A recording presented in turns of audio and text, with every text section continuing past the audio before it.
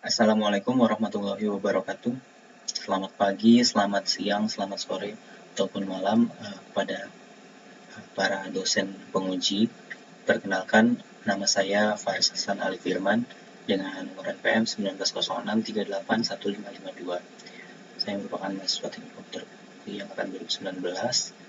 Pada kesempatan kali ini saya ingin memaparkan hasil laporan kerja praktik saya, yaitu pembuatan website company profile perusahaan Stera dan Data Optima dengan Next.js dan juga Strapi.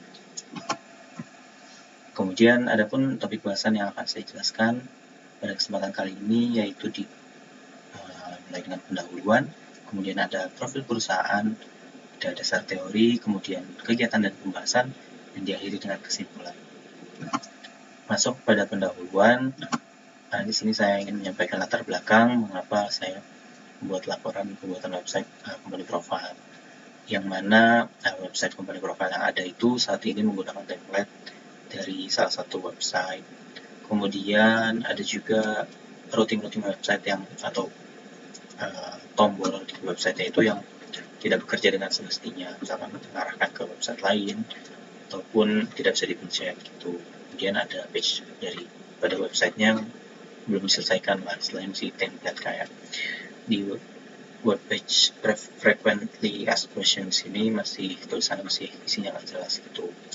Kemudian adapun posisi perusahaan yang saat ini masih membutuhkan branding serta perantara klien dengan perusahaan yang lebih baik, yaitu dengan menggunakan tadi yaitu website company profile gitu. Kemudian adapun tujuan lebih ke dua tujuan, yaitu umum dan khusus. Untuk tujuan umum sendiri yaitu untuk memenuhi persyaratan akademis sarjana teknik komputer, kemudian untuk mendapatkan pengalaman kerja secara langsung dan juga mengetahui implementasi dari pengetahuan yang sudah dipelajari selama masa perkuliahan. Adapun tujuan khusus itu membuat website company profile dengan Next.js dan juga Strapi CMS, meningkatkan branding perusahaan Stera dan Data Optima dan juga memberikan kesan positif kepada pengunjung website company profile Stera dan Data Optima. Ada juga batasan masalah yang ditetapkan untuk pembuatan proyek ini, yaitu pembuatan website company profile dilakukan sebagai sarana implementasi untuk materi yang telah dipelajari, dan juga pengujian website dilakukan secara internal oleh QA atau Quality Assurance tanpa user. Masuk ke profil perusahaan dari Stera dan Data Optima. Jadi Stera dan Data Optima ini merupakan perusahaan yang bergerak di bidang software development dan berfokus menghadirkan transformasi digital berbasis data ke berbagai bentuk dan ukuran organisasi atau bisnis, memanfaatkan teknologi khususnya machine learning dan juga AI dengan platform yang ada dan juga developer yang berpengalaman. Klien-kliennya itu adalah perusahaan besar yang sedang mencari inovasi ataupun bisnis kecil yang mengusahakan pertumbuhan melalui teknologi atau transformasi digital tadi. Gitu. Adapun tempat dan waktu pelaksanaan kerja praktiknya yaitu di workspace perusahaan Stera dan Data Optima sendiri yang ada di salah satu rumah di Jalan Bendiraya B2 nomor 35. Kemudian adapun waktu KP-nya itu dimulai dari 1 Agustus 2022 hingga 10 Oktober 2022 dengan hournya itu jam 9 sampai jam 5 sore, dan Senin dan hari Kamis itu WFO dan sisanya WFH. Masuk ke dasar teori, di sini ada sedikit arsitektur pembuatan software, di mana dahulu itu menggunakan monolitik, kemudian masuk ke era microservices dengan backend yang menggunakan API, dan biasanya itu front end-nya itu satu tim doang, kemudian masuk ke micro front end di mana dia menggunakan konsep building blocks yang mana setiap komponennya itu punya satu tim yang kerjain sendiri gitu, termasuk di bagian front end-nya. Kurang lebih kayak gitu. Dan di sini proyek ini mungkin lebih menerapkan ke arah yang micro front end, di mana menekankan bentuk-bentuk komponen yang dibikin si tim front end-nya. Kemudian ada platform lain yang digunakan untuk platformnya ada GitLab, dan website buildingnya pakai HTML, CSS, JavaScript dengan library React, dan framework yang digunakan untuk React-nya sendiri yaitu Next.js. Untuk CSS-nya ada Tailwind, karena cukup mudah digunakan, dan juga untuk backend Strapi CSS karena dia udah ada graphical user interface dan pengelolaannya cukup mudah karena fokus saya di sini sebagai posisi front end developer lah istilahnya. Kemudian ada kegiatan dan pembahasan yang meliputi studi mandiri dan juga pengerjaan websitenya. Di sini ada studi mandiri, basic atau foundation dari front end web developer, yaitu untuk mereview lagi materi tentang web development dari HTML, CSS sampai JavaScript-nya. Kemudian ada React dan React Native. React Native sendiri itu diminta juga karena waktu itu kebetulan ada job yang emang masuk ke mobile development, jadi sekalian disuruh React Native juga setelah React dan juga implementasi pakai Next.js di pembuatan website.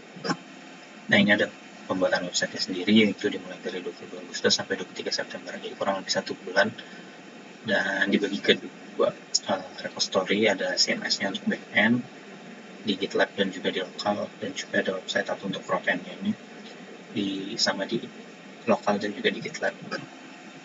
Nah, ini ada komponen yang udah dibikin, kurang lebih ada 5 komponen, yang mana masing-masing komponen ini digunakan lebih dari 2 kali, khususnya untuk footer dan juga navigation bar-nya ini digunakan di setiap page. Jadi untuk efisiensi untuk pengerjaan dan juga efektivitas coding-nya lah, jadi cuma bikin 1 kali dan tinggal pakai aja berulang kali.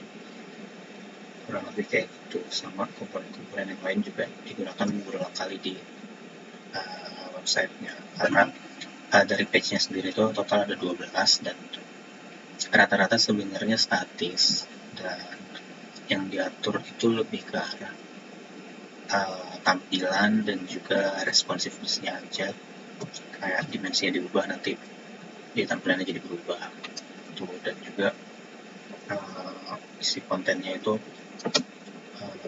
kurang lebih ada 2 yang dinamis, yaitu di page artikel dan juga career, yang mana dia mengimplementasikan mapping untuk kontennya. Jadi di satu page ini, contohnya career, itu ada list konten yang di mapping sehingga dari ada data beberapa jenis. Kalau di sini career opportunities ada beberapa jenis, jadi ditampilkan sekaligus langsung muncul banyak, dan juga ada paginationnya di bawah, kurang lebih kayak gitu sih. Dan ini juga isinya statis karena emang ya sesuai konten yang disediain dan diminta untuk dibikin aja. Kemudian ada tahap testing yang meliputi button function, API, responsiveness, dan juga statis konten yang terdapat 34 dari 12 page yang tadi, dan kurang lebih mungkin evaluasinya ada di button submit ini untuk ngirim email masuk ke database-nya. Itu sebenarnya di bagian belakangnya atau di backend itu emailnya masuk, tapi dia nggak ada perubahan display di buttonnya, sehingga di sisi user itu kayak nggak tahu ini email udah masuk, udah disubmit atau belum, atau pesan yang dikirimkan itu udah masuk atau belum. Itu kurang lebih untuk yang sini juga sama, button itu nggak ada routingnya, jadi nggak mengarah ke mana-mana. Oke, terus terakhir ada kesimpulan. Dan berdasarkan hasil testing yang dilakukan, 3 dari 34 parameter testing itu tidak lolos pengujian, yang mana sangat sedikit. Dan dari implementasi program yang dibuat, baik tampilan serta fungsionalitas dari website komponen profilnya itu bisa disimpulkan cukup baik dan sudah berhasil dan bekerja semestinya. Saran pengembangannya adalah perlu dilakukan peningkatan kualitas website yang dibuat serta melibatkan user, sehingga ada tahapan user testing dan bisa mendapatkan feedback untuk fitur-fitur yang disediakan agar lebih tepat sasaran. Mungkin sekian yang dapat saya sampaikan. Terima kasih banyak atas perhatiannya, kurang lebihnya mohon maaf. Assalamualaikum warahmatullahi wabarakatuh.